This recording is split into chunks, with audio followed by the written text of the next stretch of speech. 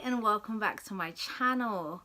I thought I'd film a video today because I was gonna go out, then I didn't, so I thought I'll use this glowy face to make a video. So the reason why I wanted to do this video is I saw a thread on Twitter about excuse me, I saw a thread on Twitter about interracial relationships, marriages and families, and how sometimes it's a bad thing because the girl's culture, I mean, it was limited. The mother would only let her practice one side, so that's the Palestinian side, and not her Nigerian side from her father, which I thought was really sad. I'll leave the thread in the description bar below if you want to look at it. So I want to talk about interracial family because I'm a product of an interracial marriage, and a lot of people don't know that, or when they find out, it becomes the most interesting thing about me, which is,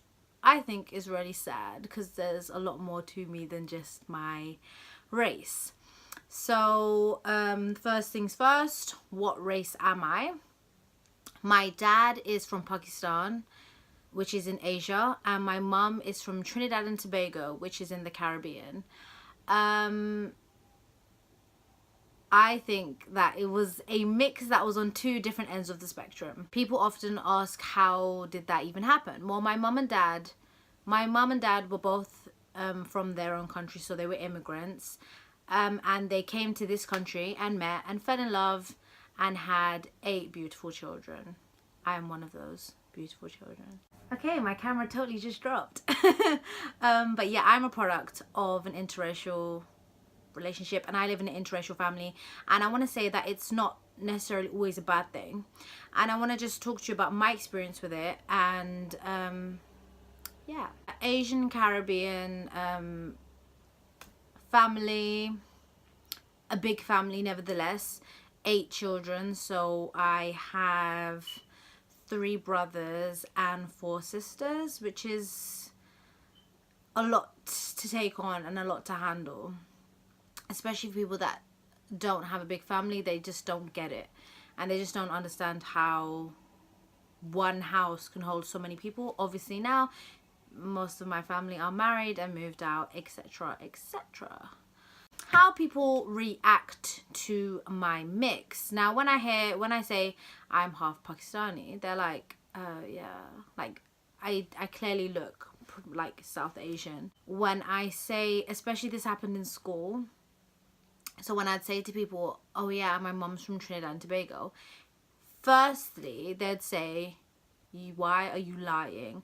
Why are you trying to beg to be from a different culture? And I'll be like, why would I lie? Like, it was so bizarre to me that there were people out there, and I knew people out there that would lie about where they're from, and I was like, I'm not lying. If you don't believe me, then what am I supposed to do about it? It's like, it's a culture. Like, why would I lie about something like that? Like, because I don't necessarily look Caribbean or whatever it is. But yeah, it's a mix, so obviously I'm gonna get the best of both worlds and the best from both sides of my culture, and that's what people don't understand. Yes, I do look more Asian, and that's the first thing that people know about me, but you know, there is people that look like me in Trinidad and Tobago, so yeah, which is what people just generally don't understand. And then on the positive side of things, it becomes, like I said, the most important thing. People think it's amazing that I'm half Caribbean, half Asian, like it's some exotic mix. I've heard people say exotic. I'm not a food, I'm not a fruit, don't call me exotic, okay? Like, just don't. That's instant end of whatever it is was going on, if you even began. Yeah, benefits of an interracial family. I love mixing both cultures. I think it's one of the best blessings of my life to have 2 cultures and be able to integrate both into my life like that. Food from both places is amazing. From Pakistan we have biryani, chicken karai, roti, oh my god, aloo paratha, oh man. And then from the Trinidadian side we have doubles, which is like a chickpea. I like, if you have me on Snapchat, you'd see me always put it up when I get it. It's like a chickpea pastry thing, like chana, and it's so nice. Aloo pie is also nice. Dal puri, and the way they season the food on both sides is so different, yet they're both so amazing. Another benefit from it is that I got good features, therefore I got good eyebrows. I got nice, mashallah, very thick and shiny hair. Of course, I also got frizzy hair because it clashes a little bit. I got my features, which I think is a good thing. I also got my curves, which I would say is from my Trinidadian side. I don't necessarily think it's from my Pakistani genes, because my cousins from my Asian side are not exactly curvy. Like my shape literally goes like that. Like, that's the shape that I have, which I hated for many years, but now I learned to love. So yeah, there's a lot of benefits. I mean, but then like there's a lot of struggles. I want to talk about the struggles because, for example, like I just said, I have cousins from either side, and growing up, me and my brothers and sisters always felt like we didn't belong on either side of the culture. It's hard as a mixed race kid to find a place. Do I fit in with the Pakistanis because I wear the shalwar kameez, or do I fit in with the Trinidadians because I've been to the carnival? Like, cliche things, like you try so hard but for some reason you're in the middle space. And even whether that's even in not necessarily friendship groups, but in certain situations, like if you was to go to a wedding or something, it's always very difficult, I think, for mixed race kids, kids from an interracial marriage, to come together on one side of the culture. It's not gonna work. It's very difficult to have both and have both equally, because like I said, you don't feel like you fit in any way. And even when the conversation comes up, when the people are like, oh, can you speak Urdu, Punjabi? And most people can speak it very fluently. And the language in my house growing up was always English. So, and I spent majority of my time with my mum. Like, I'm a mummy's girl. And my mum's language is English from her country. It's literally English. So, so when I tell people, no, I can't speak Urdu or Punjabi, they're like, what? Like, why can't you speak it? Like, why are you not taking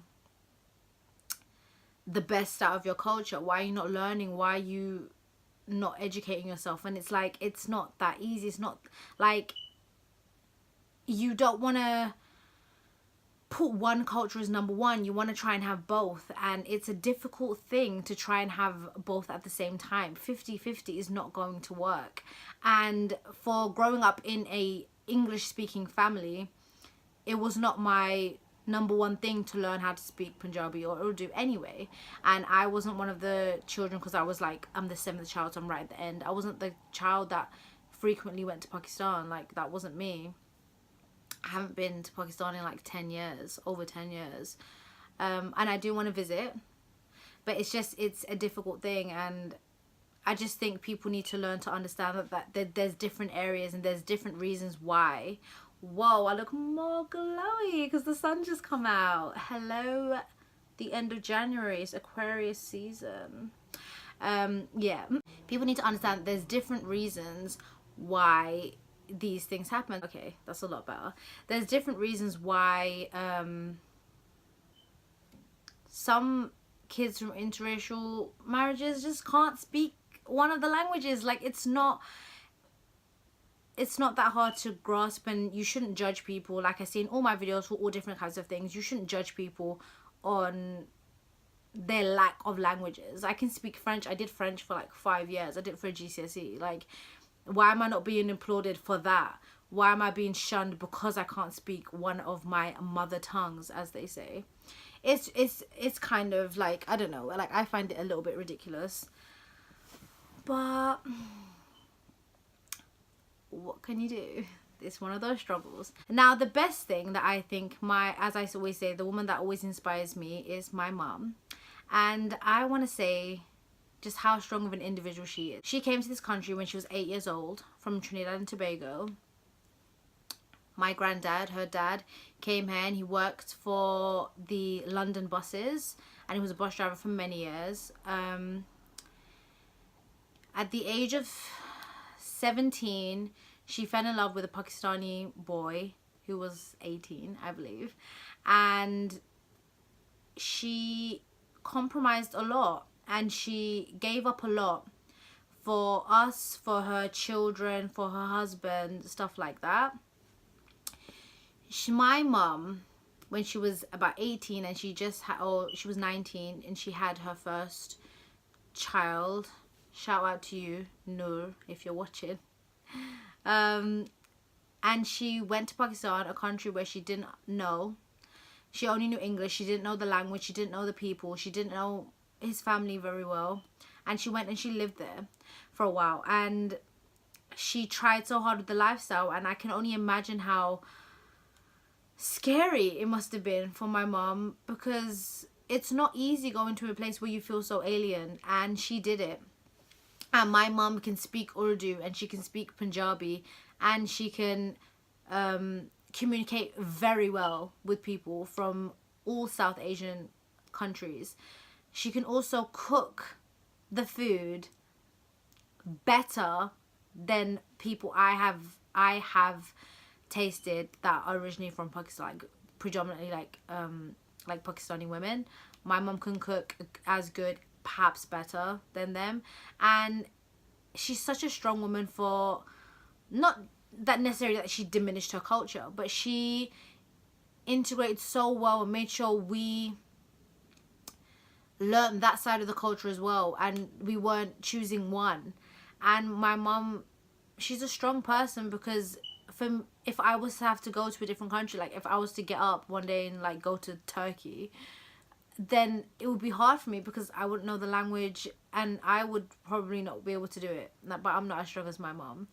So yeah, so I want to shout out to my mom, because that's an amazing thing. All the stuff that she's given up and compromised just for us is truly amazing, and I can't thank her enough for what she did.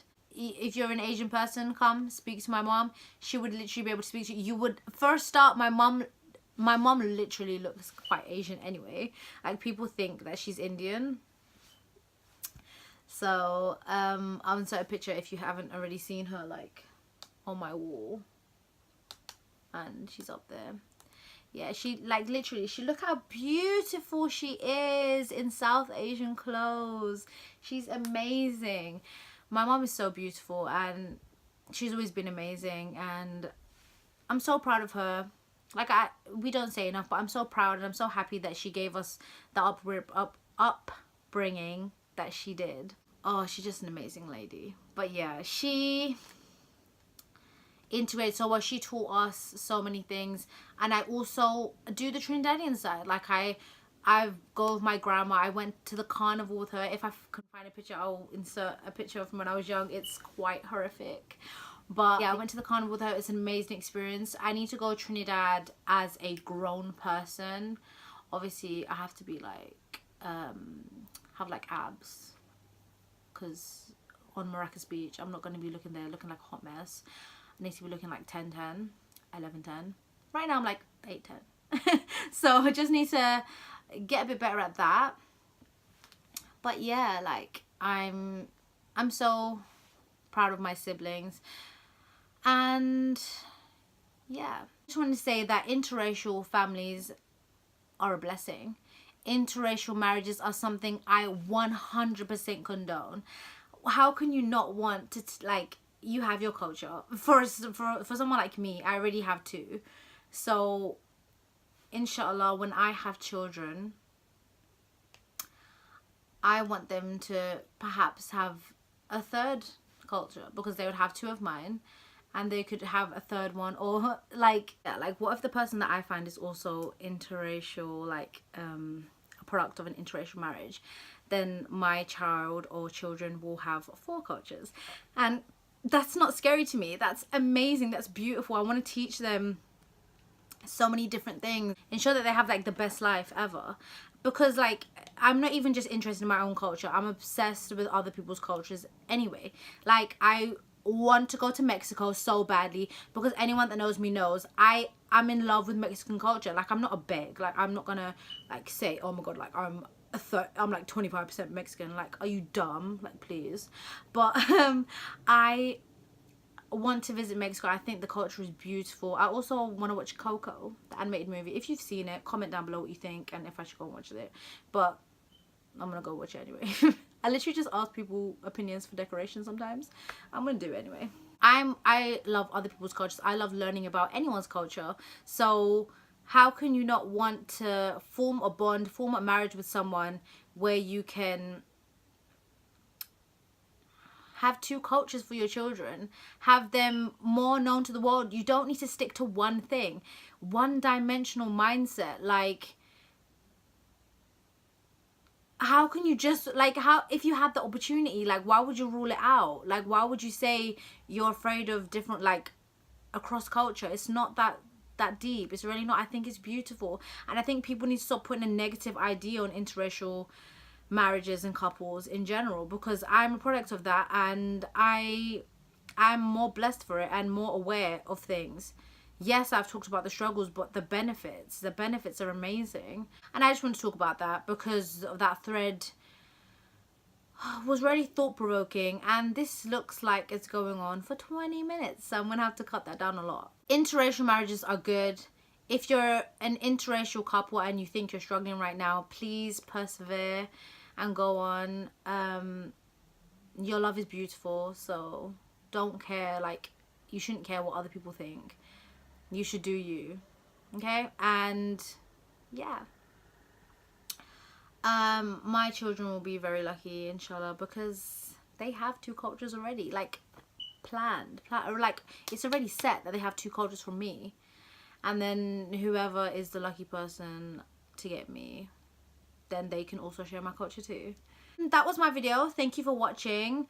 I just wanted to round that up. No, it's not even a self, like I normally do, like self-love, self-help videos, which I will be doing soon, because I did a poll on Instagram. Follow me on Instagram if you don't already. I like post pictures, mostly of my face and other pretty stuff. I did a poll, and people always also said that they want me to do a self-love video, another self-help one, so I will be doing that. I have a lot of ideas written down in my notes, and this is my first proper video in 2018. So yeah, it's Aquarius season. I'm thriving. My birthday's coming. Might do a vlog. Don't know. I sound really hyper. Anyway, if you want to know where this is from, because some might ask, from the Sweatshop Boys. If you don't know who the Sweatshop Boys are, then I'll link them down below so you can see. I'm sure everyone knows Riz Ahmed's in that duo, and this was the album artwork, and this hoodie went on sale and I had to get it ASAP. So yeah, this is where this is from. It's really comfy and I love it, and it has like a Bengal tiger, which is nice. So thank you for watching, and if you like this video, please give it a like. Hit the bell if you want to stay up to date with all my videos and when I upload, and subscribe if you want to see more videos. It's free, doesn't cost anything to subscribe, and it makes me happy. Every little view and every subscriber makes me happy. Thank you for all your support, and I'll see you in my next video. Bye.